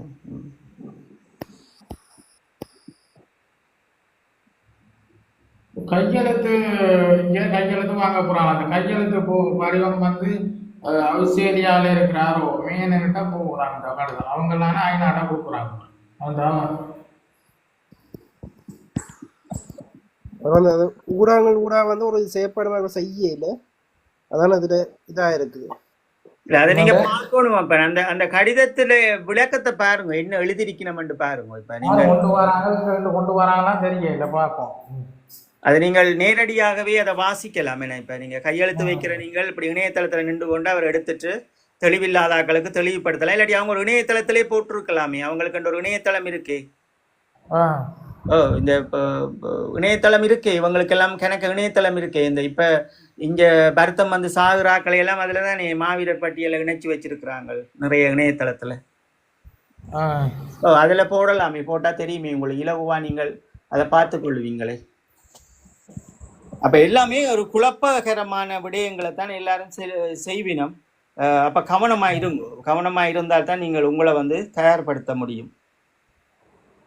இதுல கையெழுத்துல வந்து என்னன்னு சொல்லாமல் எங்க சொல்லாமல் வடிவ தெளிவில்லாமல் வந்து இப்படியான கையெழுத்து போராட்டம் செய்யறது வந்து நல்ல முயற்சி தரேன். இந்த முயற்சி யாரு செய்யறான்றத நீங்க எடுத்துக்கொள்ளுங்க. ஏன்னா கையெழுத்து வந்து வேற விதமா அது இதாயிடக்கூடாது. அதான் மிக கவனம். என்ன நீங்க இப்ப அரசியல்வாதிகிட்ட சப்போர்ட் இல்லாம இந்த சைன் வைக்கிற நடவடிக்கை இங்க சரி வராது. இங்க என்ன சிஐடிக்கெல்லாம் கடுமையாக வந்து புலனாய்வுத்துறை கடுமையாக இறக்கி விட்டுருக்குறாங்க. இப்ப அவங்க பாராளுமன்ற உறுப்பினர் அவங்க இதெல்லாம் ஒன்றும் செய்யல, அவங்களே பயன்படுறாங்க.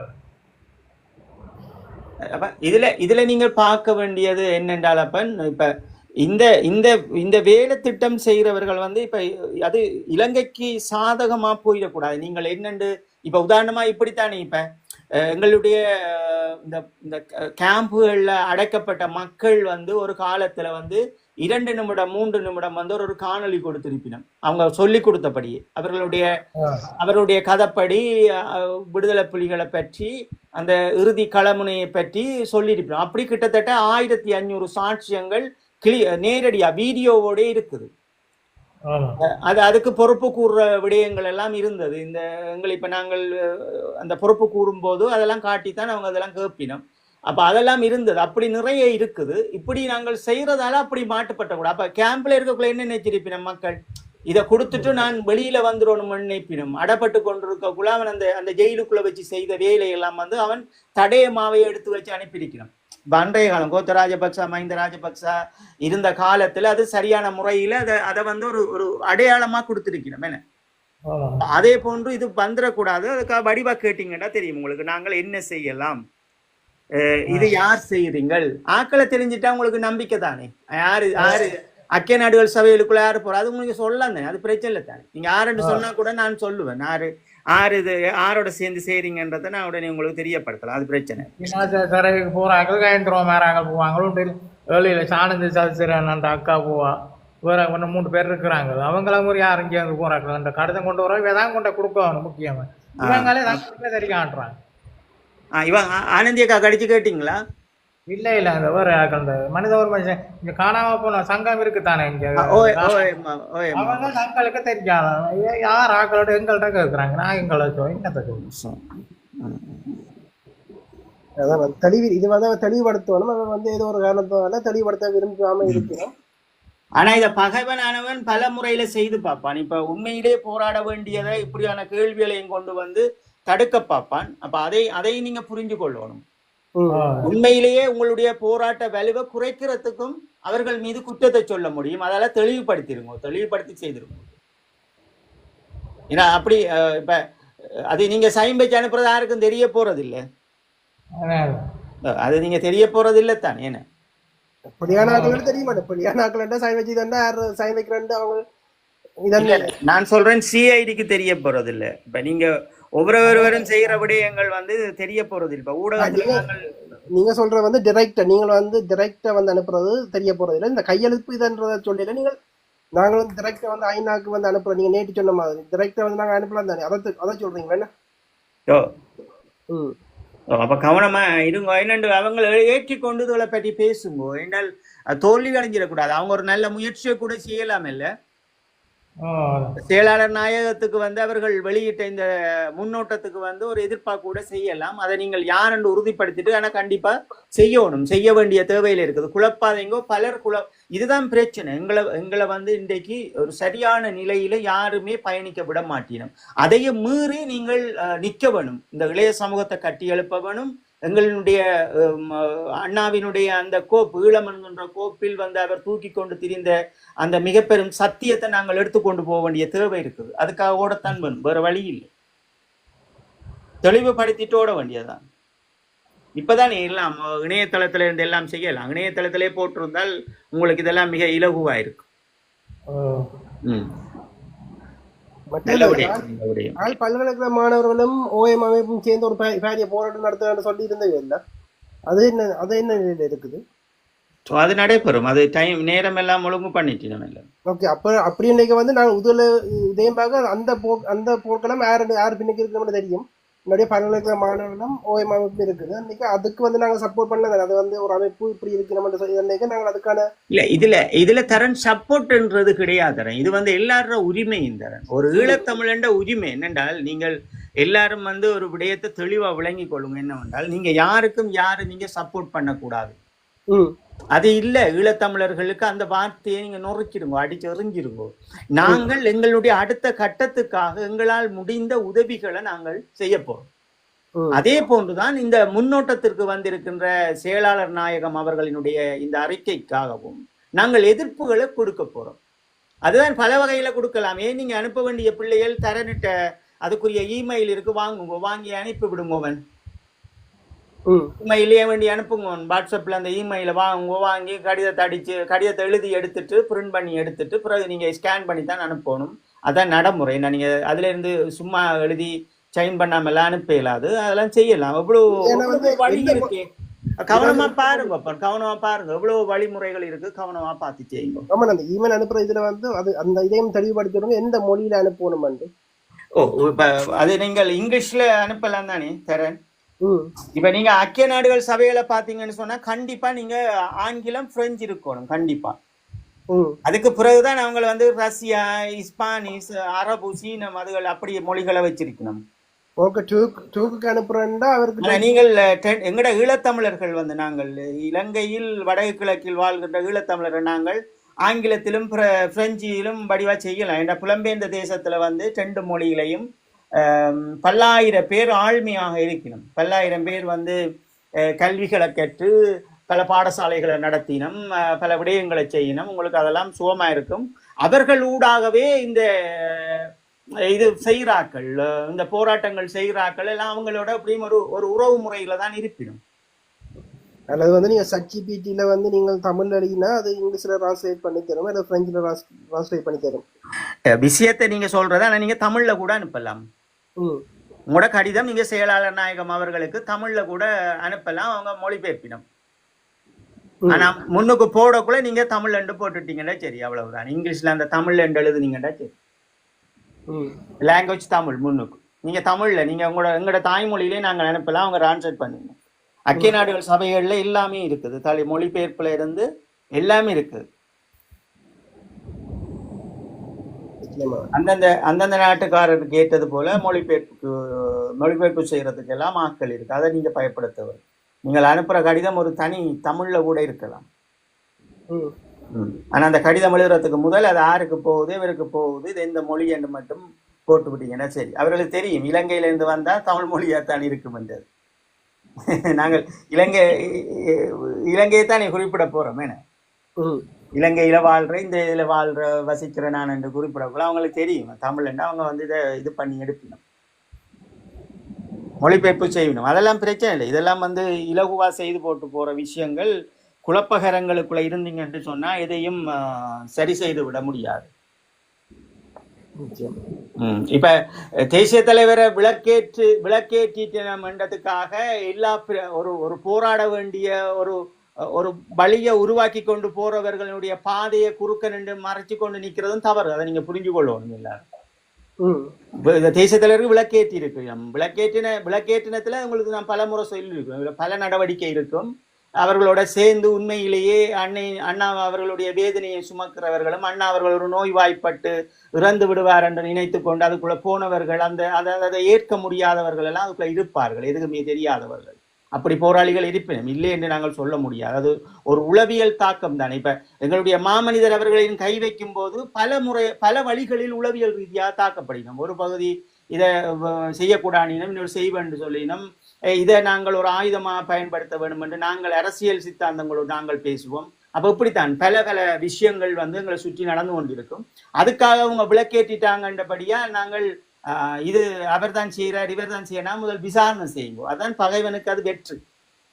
எப்போதும் தீர விசாரியுங்க. விசாரிச்சிங்கன்னா உங்களுக்கு அது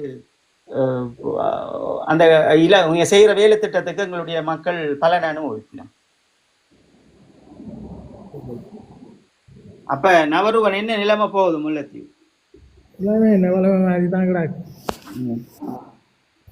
நேற்று நல்லூர் திருவிழாவுக்கு போனீங்களோ? தூர இடம்லாம் போக மாட்டேன். இந்த பக்கத்தில் கோயில் நாங்கள் போவோம். அதான் அது புலம்பெயர் தேசத்துல இருக்கிற மக்களுக்கு தான் அங்க கொஞ்சம் அங்க இருக்கிறாங்களோட கதைக்கும் போது அவன் சொல்லிக்கிறேன் இந்த சனதேசத்துக்குள்ள யார் போறது அவைக்கு அதுக்குள்ள பெருசா இது இல்லை. ஆனா புலம்பெயர் தேசத்துல இருந்து வர்றாக்கள் கூடுதலான நாட்கள் அங்க போய் நிக்கணும் அந்த நல்லூர்ல.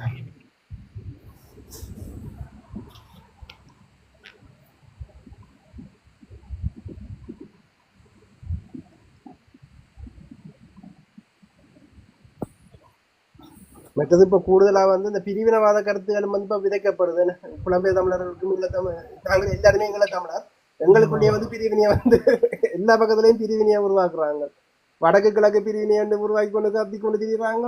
புலம்பெயர் தமிழர்கள் தமிழர் அடுத்த பிரிவினையை உருவாக்கி கொண்டு திரிவாங்க. இதெல்லாம் ஒரு போக்க விடயங்களா இருக்குது பார்க்கும் போது. அது மட்டும் இல்ல தானே. இப்ப நீங்க பாருங்க, ஆற எடுத்தாலும் முன்னுக்கு என்ன செய்ய போயினோம்? பாவம் எங்களுடைய அண்ணா அவர்களை தான் கொண்டு வந்து நிறுத்த போயினோம். அந்த எண்ணத்துக்கு எடுத்தாலும் நீங்க பாருங்க, அது தமிழ்நாட்டு அரசியல் என்றாலும் சரி, அந்த அரசியல் என்றாலும் சரி, ஒரு அற்ப விஷயம் என்றாலும் சரி, எல்லாத்துக்கும் கொண்டு வந்து அந்த மாமனிதரை தான் நிறுத்த போயிடும். அது இன்றைக்கு ஒரு கையாளும் விடயமா போயிட்டு எல்லாருமே அதை கொண்டு வரதும் அதை பேசுறதும்.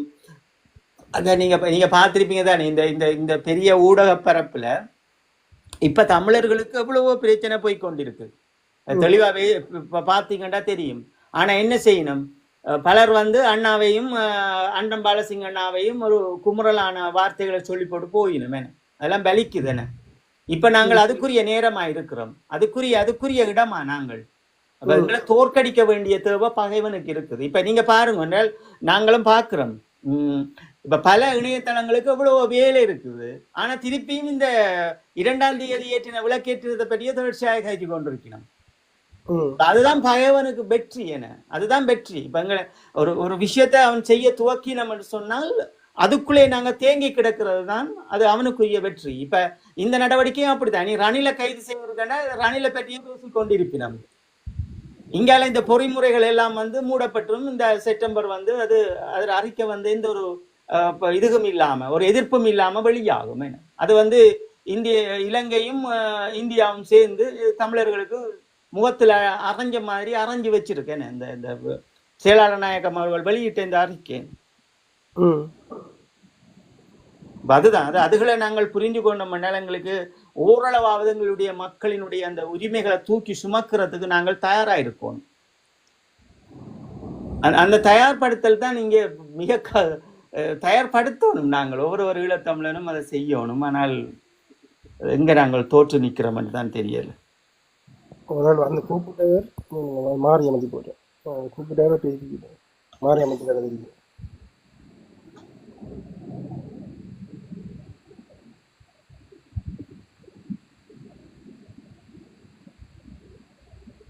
ஆமாண்ணே. நாங்கள் இன்றைக்கு கதைக்க வேண்டிய விடயங்கள் எல்லாம் கதைக்கிட்டோம்.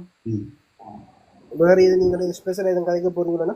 இல்லை, நாங்கள் எங்களுடைய கருத்தமர்வுகள் தொடர்ச்சியாக நாங்கள் எங்களுடைய மக்களை வந்து தெளிவுபடுத்த வேண்டிய தேவை இருக்குது. அதே போன்றுதான் எங்களினுடைய இளைய சமூகத்தை நாங்கள் கட்டி எழுப்ப வேண்டிய தேவை இருக்குது. நாங்களும் முடிந்த அளவு நேரடியாகவும் இருக்கிற நேரங்களில் வந்து இப்படியான இந்த ஊடகங்களை நாங்கள் பயன்படுத்தி கொள்வோம். இப்போ டிக்டாக்கை சும்மா ஆடலும் பாடலுக்கும் பயன்படுத்தாமல் முடிந்த அளவு நாங்கள் இதுக்கும் பயன்படுத்தலாம் என்றதை எங்களோட அடுத்த சமூகத்துக்கு சொல்லி கொண்டு போனோம் என்று சொன்னால் அதுகளும் இதை சரியா பயன்படுத்துங்கள். நேரங்களை வீணாக்காம தன்னுடைய மண்ணுக்காக தன்னுடைய அந்த உரிமைக்காக அதை தூக்கி சுமந்து நின்ற அந்த மாமனிதருக்காக அவர்கள் தூக்கி நிப்பினம் என்ற ஒரு நம்பிக்கையோடு தான் நாங்களும் தொடர்ச்சியாக எங்களுடைய கருத்தரங்களை செய்ய வேண்டும் என்று நினைக்கிறோம்.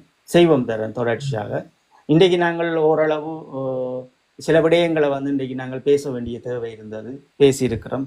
ரணில் அவர்களை வந்து கைது செய்த விடயத்தை கடந்து போங்கோ, ஊடகங்கள்ல பேசி கூட நேரங்களை நினைக்காதீங்கோ.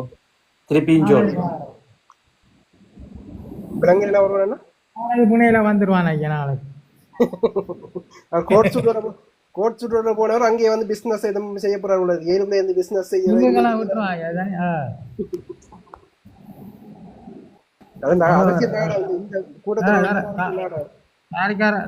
மாமா லைவ் போட்டுருக்கிறாராம். பிரபாரம் நாங்களெல்லாம் வந்து வேறட்டாங்க கதைக்கு. எங்களை வந்து கதை கேட்டாமோ? ஓ லைவ் போட்டுருக்கேன் உனக்கு காலை கொடுமை வந்து இயக்கம் இருந்த போது வந்து அவர் சிங்களத்துக்கு பின்னால் ஒளியாமல் அங்க நின்று வேண்டாம் தரன் வேண்டாம். இதுவும் பய வேண்ட வேலை தான் வேண்டாம். நீங்க வாய் விடாதீங்க. எங்களுக்கு தேவை எல்லாரையும் நாங்கள் எங்களோட பயணம் நாங்கள் சரியா இருக்கணும். யாரையும் விமர்சனம் செய்யாம போக வேண்டியதான் எங்களுக்கு தேவையே. அதான் பகைவனுக்கு தேவை எங்களோட நேரத்தை கடத்துறது. ஓகே சரி, செய்யட்டும், அது பிரச்சனை இல்லை. ஓகே, மிக்க நன்றி. அனைவருக்கும் மிக்க நன்றிகள். நன்றி நவர்வன் அண்ணா, நன்றி கதை. ஓகே ஓகே அப்பா, நன்றி. வீட்டா போனா சொல்லுங்க. 2 பேரும் போராளி தான். ஒரு ஆள் மாலதி படனியா, வேற ஆள் இருந்தீங்க.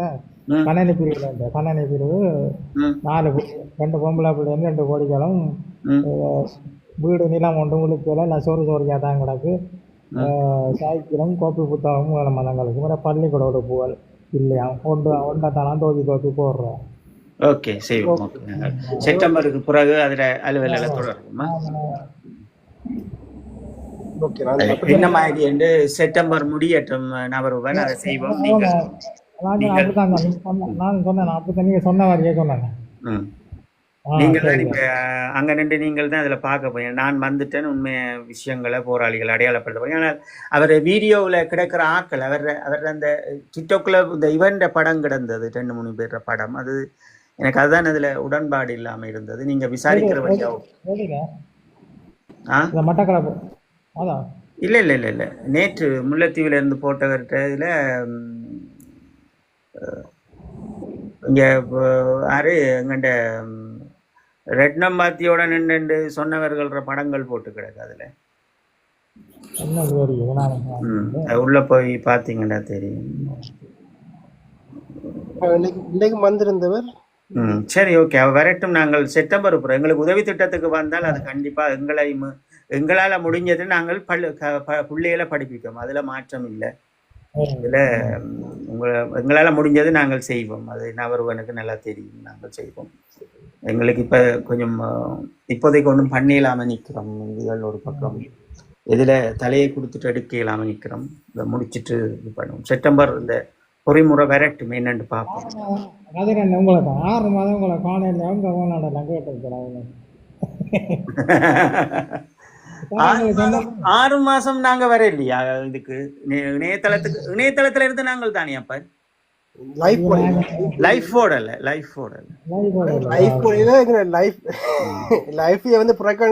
என்னத்துக்காக நாங்கள் வரலண்டாப்ப எங்களுக்குள்ள இருக்கிற இது பேரு. நாங்கள் தேசியத்தை நோக்கி எங்களுடைய கருத்துக்கள் இருக்கும். ஆனா நீ நான் என்ற அடிப்படைக்குள்ள நாங்கள் அதுக்குள்ள நின்றோம்னு சொன்னா எங்களையும் நாங்கள் இழந்துடுவோம். இப்ப நாங்கள் என்னென்றால் இந்த கருத்தரங்குகளை கொண்டு போகணும் என்று நினைக்கிறபடியால் தேவையான நேரங்கள் இருக்கிறபடியா நாங்கள் வாரோம். என்றால் இப்ப பார்லமென்ற ஜனாதிபதி தேர்தல் அப்படியே இது பண்ணிச்சினோம். ஐயா அரியேந்திர அவர்களை அப்படியே விட்டுடுச்சினோம். அதுக்கு பிறகு பார்லமென்றதுக்கும் அப்படியே சொன்னாங்க யார் யார் வரணும் என்று, அதுவும் செய்யலை. அதுக்கு பிறகு உள்ளூராட்சி எப்படி நடைமுறைப்படும். அதுக்கு பிறகு இந்த சைக்கிள் கட்சியில் இருந்தவர்கள் எல்லாம் அவருடைய ஒற்றுமையை பார்த்து நாங்க வியந்து நின்றோம். அப்ப என்னத்துக்கு நாங்கள்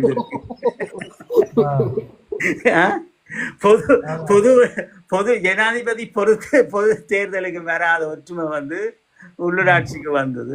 சந்தோஷம். அதுக்கு பிறகுதான் இங்க கன விஷயங்கள் நடந்து கொண்டிருக்கு. ஓகே, இனியாவது பார்ப்போம், இனி செய்யணும் பார்ப்போம். ஆனா நாங்கள் ஏன் நாங்கள் திருப்பி இப்ப லைஃபுக்கு வரணும் என்ற உடன்பாடுகளுக்கு கிடையாது.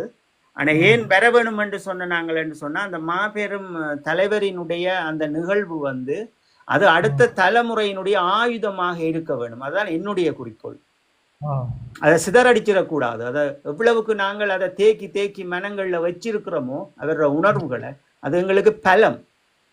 அப்ப அதை உடனே நாங்கள் 4 சிவத்துக்குள்ள செய்து போட்டு போனா பலவீனம் என்றதுக்காகத்தான் நாங்கள் வந்திருப்போம். அதை பற்றி விளங்கப்படுத்துறதுக்கும் பல பாடல்களையும் எழுதியிருக்கிறோம், தொடர்ச்சியா எழுதி கொண்டிருக்கிறோம், வெளியிட்டு கொண்டிருக்கிறோம்.